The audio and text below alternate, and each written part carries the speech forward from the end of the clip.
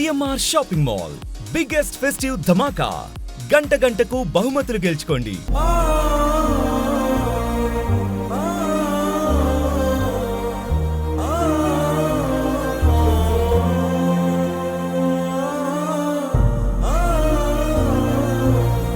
ఈ నెల మొదటి వారంలో విజయవాడ వరదలకి అతలాకుతలమైన కాలనీలు కావచ్చు, ఎన్నో ఇళ్ళు కావచ్చు, ఇంతవరకు పూర్తిగా కోలుకోని పరిస్థితి. ఎన్టీఆర్ జిల్లాకి సంబంధించిన జగ్గయ్యపేటలో భవదీప్ అనే బాలుడికి అంతు చిక్కని బ్యాక్టీరియా ఈ వరదల కారణంగా ఆ బ్యాక్టీరియా చేరడము, తనకి అనారోగ్యం రావడము, తద్వారా కాలు కూడా కోల్పోవడం జరిగింది. 12 ఏళ్ల భవదీప్ జీవితం అంతా చందనంగా మారిపోయింది. ఏం చేయాలో అంతు చిక్కని పరిస్థితుల్లో వాళ్ళ పేరెంట్స్ ఉన్నారు. ఆర్థిక సహాయం ప్రభుత్వం నుంచి అందింది అని ఒకవైపు సంతోషాన్ని వ్యక్తం చేసినప్పటికీ కూడా బాలుడికి ఆ బ్యాక్టీరియా వల్ల కుడి కాలు సగాని వరకు తీసివేయడం అనేది నిజంగా బాధిస్తున్న పరిస్థితి. అసలు ఏం జరిగింది, ఈ అంతు చిక్కని బ్యాక్టీరియా ఎప్పుడు సోకిందని వీరికి తెలిసింది అనే పూర్తి వివరాలు భవదీప్ నాన్నగారైన నాగరాజు గారు మనతో ఉన్నారు. ప్రస్తుతం హాస్పిటల్లోనే భవదీప్ అడ్మిట్ అయి ఉన్నాడు. ట్రీట్మెంట్ జరుగుతూ ఉంది. 3-4 నెలల పాటు ఖచ్చితంగా ఈ ట్రీట్మెంట్ అనేది కంటిన్యూ అవ్వాల్సిందే అని డాక్టర్లు కూడా చెప్పారట. మరి వాళ్ళ నాన్నగారితో మనం మాట్లాడదాము, పూర్తి వివరాలు తెలుసుకుందాము. నాగరాజు గారు చెప్పండి, అసలు బాబుకి ఏమైంది, ఎన్ని రోజులు వరదల్లో ఉన్నాడు, స్టార్టింగ్ అసలు మీరు ఏ సందర్భంలో ఏ పరిస్థితుల్లో హాస్పిటల్కి తీసుకొచ్చారు? మనకి 31 నాడు వరద వచ్చింది మేడం, ఆగస్టు. ఆ వరదలు వచ్చినప్పుడు వరదల్లో ఇంట్లో నీళ్ళు వచ్చినాయి, పిల్లలు సామాన్లు సర్దడం దాంట్లో హెల్ప్ చేశాడు. అవి కూడా నడువంలోతు నీళ్ళు వచ్చినాయి. ఆ ఫ్లడ్ అంత ఎక్కువగా రావడం కూడా ఇదే ఫస్ట్ టైం మేడం. ఎప్పుడూ లేదు, 40 ఇయర్స్ నుంచి అక్కడ ఉంటున్నాం కానీ లేదు. ఆ నీళ్ళలో అయిన తర్వాత 4-5 అవర్స్ మినిమం ఉన్నాడు మేడం. తర్వాత ఫ్లడ్ పోయింది. ఆ రోజు పడుకున్నాం బాగానే ఉంది, తెల్లారు లేచాడు బాగానే ఉంది. ఆ మరుసటి రోజు నుంచి చలి జ్వరం రావడం మొదలైంది నైట్. ఆ రోజు వస్తే ఆర్ఎంపీ ఉంటాడు దగ్గర అందుబాటులో, అంతా ఒక ఇంజక్షన్ వేయించాం చలి జ్వరానికి. ఆ రోజు తగ్గింది. మళ్ళీ తెల్లారి మళ్ళీ అదే కంటిన్యూ అయింది. అలా అవడం వల్ల తర్వాత ఊళ్ళో ఉన్న గాంధీ హాస్పిటల్లో జాయిన్ చేసాం. అక్కడ కూడా 2 days ట్రీట్మెంట్, 9th జాయిన్ అయ్యాం, 10th 11 వరకు ట్రీట్మెంట్ జరిగింది. ఆ 10th నైట్ నుంచి కొద్దిగా కాళ్ళు వాపులు స్టార్ట్ అయినాయి.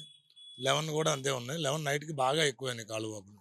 2 కాళ్ళు వాసినాయి మేడం. ఎక్కువయ్యేసరికి అక్కడ నుంచి నేను నైట్ పెనంనే సిద్ధార్థ అంటే ఎర్లీ మార్నింగ్ 5 కల్లా వచ్చేసాను.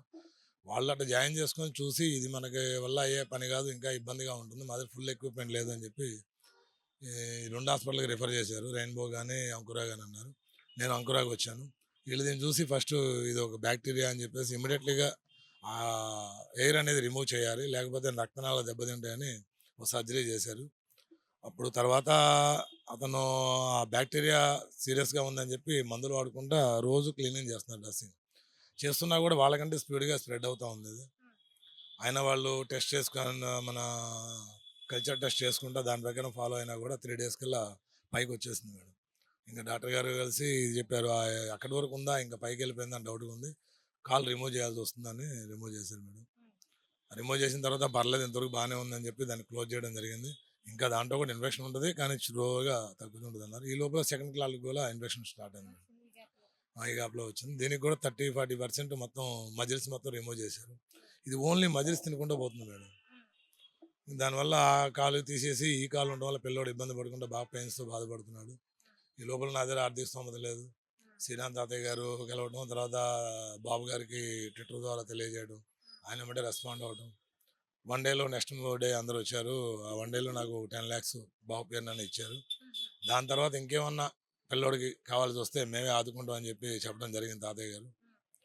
ప్రజెంట్ ట్రీట్మెంట్ జరుగుతుంది. డాక్టర్లు అయితే 3 నెలలు పడుతుంది అంటున్నారు. ఆ కాలు రేపు ఇప్పుడు వ్యాక్యూమ్ ద్వారా ట్రీట్మెంట్ జరుగుతుంది. రేపు మంగళవారం సోమవారం ఓపెన్ చేస్తారు. ఆ రోజు ఎంతవరకు బాగుందో చూసి దాన్ని బట్టి నెక్స్ట్ ప్రొసీజర్ స్టార్ట్ అవుతుంది అన్నారు. బాబు ఎలా ఉన్నాడండి, ఏమంటున్నాడు? బాబు అయితే మొన్నటి దాకా బాగానే ఉన్నాడు మేడం, యాక్టివ్గానే. ఇప్పుడు ఏంటంటే బాబు కండిషన్ అయితే బాగానే ఉంది కానీ వీక్ అయిపోతున్నాడు. ఎందుకంటే ఇన్ఫెక్షన్ ద్వారా బ్లడ్ ఆ మిషన్ ద్వారా బయటికి లాగేయడం, ఆ వేస్ట్ వల్ల పోవడం వల్ల వీక్ అయిపోతున్నాడు. ఫుడ్ అది పెడుతూనే ఉన్నాం కానీ పెట్టినా కూడా సరిపోవట్లేదు మేడం.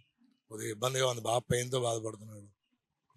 ఇప్పుడు 3-4 months హాస్పిటల్లోనే ఉంచి ట్రీట్మెంట్ అందించాలని చెప్పారు డాక్టర్లు. 3 months పడుతుంది మినిమం రికవరీ మొత్తం అయిపోయి, దానికి ప్లాస్టిక్ సర్జరీ అంతా సర్జరీ సెట్ అయ్యేసరికి చాలా టైం పడుతుందని చెప్పి. రెండో కాలు పరిస్థితి ఏంటండి? అది కూడా 30% రిమూవ్ చేశారని విన్నాము. ఆ కాలుకి ఎట్లా ఉందంటే బ్యాక్టీరియా ఇంకా ఆ కాలుకి కూడా సోకే అవకాశం, స్ప్రెడ్ అయ్యే అవకాశం ఉందని ఏమన్నా డాక్టర్లు చెప్పడం, దానికి సంబంధించి ఎలాంటి జాగ్రత్తలు తీసుకుంటూ ఉన్నారు? అంటే మేడం ఇప్పుడు రిమూవ్ చేసిన కాలు ఆల్రెడీ తగ్గుతుంది అన్నారు కానీ దాంట్లో కూడా కొద్దిగా బ్యాక్టీరియా సీమ్ అనేది వస్తుంది. అది అయితే పర్లేదు అన్నారు. ఇప్పుడు రెండో కాలు ఉంది కదా విత్ లెఫ్ట్ లెగ్, దానికి 30% అన్నారు. దానికి వాక్యూమ్ నడిచేది ప్రెజెంట్. ఆ వాక్యూమ్ అనేది మండే కానీ ట్యూస్డే కానీ ఓపెన్ చేస్తే దాని పరిస్థితి ఎలా ఉందని చెప్పేసి దాన్ని బట్టి ట్రీట్మెంట్ చేస్తూ ఉన్నారు. కాదు ఇంప్రూవ్మెంట్ ఉంది అని చెప్తున్నారు డాక్టర్లు అయితే. అదే బ్యాక్టీరియా అనేది పొద్దున మార్నింగ్ కూడా మన గవర్నమెంట్ నుంచి డాక్టర్స్ వచ్చారు. అది పెడియాట్రిక్ సర్జన్ వీళ్ళందరూ వచ్చి ట్రీట్మెంట్ ఎలా జరుగుతుంది, హాస్పిటల్ వాళ్ళ ట్రీట్మెంట్ కరెక్ట్గా ఉందా లేదా అని అన్ని చెక్ చేసుకుని వెళ్ళారు. నిన్న కూడా డిహెచ్ఎంఓ గారు వచ్చారు, నిన్న ఏడే ఉన్నారు. ఆ రిపోర్ట్లు చూశారు, అంతా ఎలా ఉంది, అంతకుముందు ట్రీట్మెంట్ ఏం చేశారు, ఆడ మనకి జగ్గపేటలో గాంధీ హాస్పిటల్ ఏం చేశారు, రిపోర్ట్లు మొత్తం తీసుకున్నారు. దాని గురించి ఈ వైరస్ గురించి ఏంటనేది కొద్దిగా ఎంక్వైరీ చేస్తున్నారు మేడం. పిల్లల్లో డాక్టర్ గారు అయితే పిల్లల్లో అరుదుగా ఇంత మట్టి చూడటం ఫస్ట్ టైం మేము. ఈ వయసులో రావడం అనేది జరగదు, ఎలా వచ్చిందో తెలియదు అంటున్నారు సార్. వాళ్ళకు కూడా తెలియట్లేదు దాని గురించి డౌట్. కాలు మీద ఒక పుండు గాని, ఒక దురద గాని, దద్దుర్లు గాని ఏమీ లేదు. పుండు కానీ దద్దులు ఏం లేవు మేడం, చాలా యాక్టివ్గా ఉంటాడు. ఆల్రెడీ ఆ రోజు వరదల్లో వచ్చింది, ముందు రోజు తర్వాత రోజు కూడా యాక్టివ్గానే ఉన్నాడు. తర్వాత ఇలా జరిగిపోయింది మేడం. ఫీవర్ రావడం ఒక 4-5 డేస్లో అలా మంచాన పడతాం, తర్వాత ఇలాగ వచ్చాం, కాల్ రిమూవ్ చేయడం, అంతా ఒక మంచి చేతికి వచ్చిన కుర్రోడు మేడం. బాగా చదువుతాడు, శ్రీ చైతన్య స్కూల్లో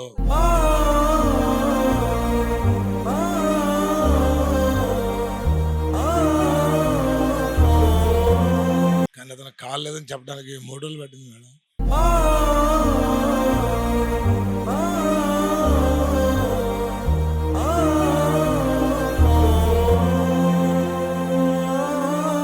వాళ్ళ అమ్మగారు బాబు దగ్గర ఉన్నాడండి. బాబు దగ్గరే ఉన్నారు.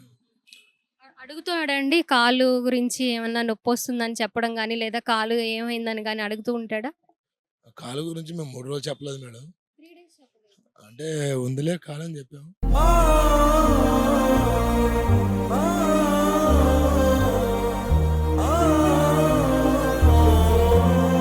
కాలు అడిగితే దానికి మెనస్థిషియా ఇచ్చారు నాన్న, 2 డేస్ తర్వాత పనిచేస్తుందని చెప్పాం. అతను చెప్పలేక మేము సైకాటిస్ట్ని కూడా పిలిచాం. ఆమె కూడా చూసి వాడు చాలా పాజిటివ్గా ఉన్నాడు, ఎలా రియాక్ట్ అవుతాడో తెలియదు అని చెప్పేసి ఆమె కూడా వెళ్ళిపోయింది. తర్వాత పేరెంట్స్కి మీరే అంటే చిన్నగా మోటివేషన్ చేసుకుని వాడు ఏంటంటే ఈ పని వద్దు అంటే దాన్నే చేస్తున్నాడు. దాని ప్రకారం కాలు అరే జాగ్రత్త చూసుకో, చూడమాక నాన్న అంటే వాడు అదే చూస్తున్నాడు. అందరూ చేసి ఏడ్చాడు. వెళ్ళి చెప్పాను ఏంటన్నా డల్గా అంటే కాలు ఇలా లేదుగా డాడీ అని. లేదమ్మా తీసేశారు, బ్యాక్టీరియా వచ్చిందంటే చాలా బాధపడ్డాడు. తర్వాత ఆ కాలు రెడీ అవుతుంది, నీకు పెట్టేస్తారు, బైక్ సైకిల్ అన్ని తోలొచ్చమ్మా అంటే కొద్దిగా అలా ఉన్నాడు మేడం. ఇప్పుడు రెండో కాలం అనేసరికి వాడికి రెండో కాలు ఎక్కడ వరకు రిమూవ్ చేశారండి? కాలు రిమూవ్ చేయలేదు మేడం, మజిల్స్ మొత్తం మోకాల కింద మజిల్స్ మొత్తం తినేసిన వరకు తీసేశారు మేడం. దాంతోపాటు ఒక నరం కూడా తీసేయడం జరిగింది. ఇంకా దానికి పోకుండా అంతే ఉంటే చిన్నగా డెవలప్మెంట్ అనేది చూస్తాం. అయితే డెవలప్ అవుతుందని ఆశ డాక్టర్ గారు. నేను ఇప్పుడు ఈ నెలలో 10వ తారీఖు నుంచి ఇప్పుడు దాకా డ్యూటీకి వెళ్ళడం అనేది ఏమి లేదు మేడం. ఇప్పటి నుంచి ఇంకో 3 నెలలు 4 నెలలు పట్టిద్దో తెలియదు. మా పరిస్థితి బాగాలేదు. దీన్ని దృష్టిలో పెట్టుకొని ఎవరన్నా దాతలు పిల్లడికి ఏమన్నా సాయం చేయగలనుకుంటే చేయవలసిన కోరుతున్నాం. ఇప్పటివరకు కొంతమంది డొనేట్ చేశారు, ఆ ఖర్చు అలానే కొద్దిగా అందరూ సాయం చేయగలరని కోరుతున్నాం. ఓకే, సో చూసుకోవచ్చు 12 ఏళ్ల బాలుడు 7th క్లాస్ చదువుతూ ఉన్నాడు. ఏం మాట్లాడాలో కూడా అర్థం కాని పరిస్థితి. తన కాలు రిమూవ్ చేశారు అంటే ఆపరేషన్ చేసి తొలగించారు అన్న విషయం కూడా 3 డేస్ వరకు చెప్పలేదు వాళ్ళ పేరెంట్స్.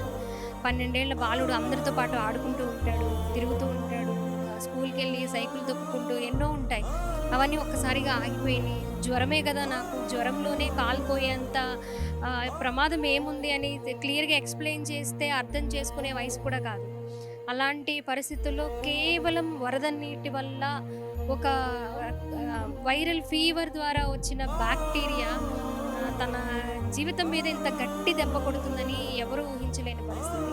మరి నాన్నగారు బాధపడుతూ ఉంటే నిజంగా ఇంకా తల్లి వేదన ఎంత ఇదిగా ఉందో మనం చూడలేదు. బాబు దగ్గర ఆ తల్లి ఉండడం, షిఫ్ట్లు మార్నింగ్ నుంచి ఈవినింగ్ వరకు ఒకరు, నైట్ నుంచి మార్నింగ్ వరకు ఒకరు, అట్లా ఎవరు వెళ్ళడానికి లేకుండా కేవలం ఒక్కరిని మాత్రమే బాబు దగ్గర ఉంచి దాదాపు 3 నెలల పాటు ట్రీట్మెంట్ అందించాలి అని డాక్టర్లు చెప్పారు. ఇంకా కొంచెం సంతోషించదగ్గ విషయం ఏంటంటే రికవరీ అవుతుంది, త్వరగా ట్రీట్మెంట్కి యాక్సెప్ట్ చేస్తూ ఉన్నాడు, ఆ బ్యాక్టీరియా కూడా పూర్తిగా తగ్గుతూ వస్తుంది అని కూడా డాక్టర్లు చెప్పడం నిజంగా సంతోషించదగ్గ విషయము. అది ఒక్క కాలుతోనే అయిపోయింది. వెంటనే స్పందించి గవర్నమెంట్ కూడా వెంటనే వితిన్ 1 డేలో స్పందించి 10 లక్షల రూపాయల సాయం అంటే నిజంగా చాలా గ్రేట్ అని చెప్పాలి. అలాగే ఈ 3 నెలల ట్రీట్మెంట్కి కూడా మేమున్నామని భరోసా ఇచ్చింది.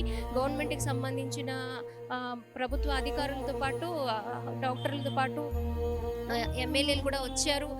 బాబు పరిస్థితి గురించి తెలుసుకోవడంతో పాటు ట్రీట్మెంట్ ఎలా జరుగుతుంది, గతంలో ఏం ట్రీట్మెంట్ ఇచ్చారు, ఇప్పుడు ఏం అడ్వాన్స్ ట్రీట్మెంట్ ఇస్తున్నారు అనే విషయం కూడా ఎప్పటికప్పుడు తెలుసుకుంటున్నారని చెప్తున్నారు. ఇకపోతే నాగరాజు గారి పరిస్థితి ఏంటంటే వాళ్ళు చిన్న ఉద్యోగం చేసుకోవడము, దాని మీదే ఆధారపడి ఉండడము, తన ఉద్యోగం ఎంత ప్రభుత్వం ఆదుకుంటున్నా కూడా తన ఉద్యోగాన్ని మానుకొని ఇక్కడ హాస్పిటల్లో బాబు కోసం ఉండడం అంటే గడవడం చాలా కష్టమవుతుంది. అన్నీ గవర్నమెంట్ అందించాలి, గవర్నమెంట్ వేసేంత వరకు ఎదురు చూడాలి అనే కాకుండా తనకి ఏదో ఒక భరోసా కావాలి. పూర్తిగా ఇప్పటి వరకు 4 లక్షలు ఖర్చు పెట్టారట సొంత డబ్బు, కాస్తో కూస్తో దాచుకున్నది. ఆ తర్వాత 10 లక్షల రూపాయలు ప్రభుత్వం సాయం చేసింది. ఇప్పుడు తర్వాత ఎలా ఉంటుందో ఏంటో కూడా తెలియని పరిస్థితి. దాతలు ఎవరైనా ముందుకొచ్చి తనకి భరోసా కల్పించి అండగా నిలబడితే అంతకుమించి ఏం కోరుకోవట్లేదు మేడం అని చెప్తూ ఉన్నారు. కింద స్క్రోల్ అవుతున్న నంబర్స్కి మరి అలా అకౌంట్ డీటెయిల్స్ అవి ఉంటాయి. ఆ డీటెయిల్స్కి ఎవరైనా దాతలు హెల్ప్ చేయాలనుకుంటే ముందుకు రావాలని కూడా వారి ఫ్యామిలీ తరపు నుంచి, సుమన్ టీవీ తరపు నుంచి కూడా కోరుకుంటూ ఉన్నాము. కెమెరా పర్సన్ వినయ్తో స్వాతి, సుమన్ టీవీ, విజయవాడ నుంచి.